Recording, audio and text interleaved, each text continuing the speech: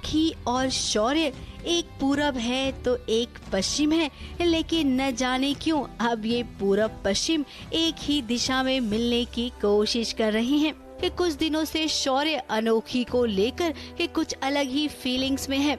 उसे अनोखी से प्यार हो गया है, तभी तो देखिए आधी रात को वो गर्ल्स हॉस्टल में आ गया है। अनोखी के कमरे में आकर वो इस कदर बरस रहा है कि भाई शौर्य का बरसना देखकर बाहर बरसात भी होने लग गई। इतनी टाइम से नॉक कर रहा हूँ, इतनी बारिश में तुम्हें दिख रहा नहीं है कुछ? It's all your fault। अब शक्ल क्या देख रहे हो मेरी? क्या किया तुमने? हाँ, फोन क्यों नहीं उठाया मेरा? मेरे मैसेजेस क्यों नहीं चेक करी थी तुम? What is wrong with you? अभी कोई देख लेगा ना? It's going to be on you। It's all your fault, I'm telling you। और जोर से चीखिए ताकि इनको पता भी नहीं है ना, उनको भी पता नहीं चीखने में मेरा कंट्रोल है क्या? चीखने में मेरा कंट्रोल है क्या? जलन की आग को मिटाने बिन मौसम की बारिश, वो आंखों की बारिश है जो बाहर टपक रही है।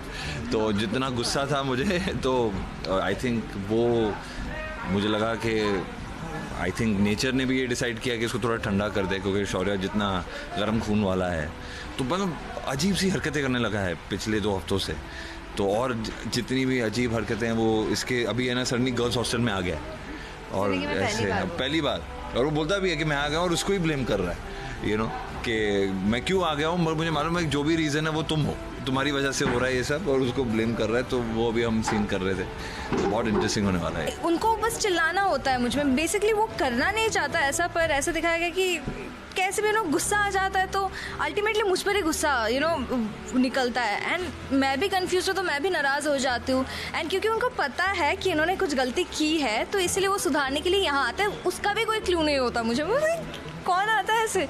अब बरसात में भीग कर आया है तो वही एकदम फिल्मी सीन छींक पर छींक आ रही है, और शौर्य बाबू को तो तौलिए से अपना सर पोंछना भी नहीं आता है।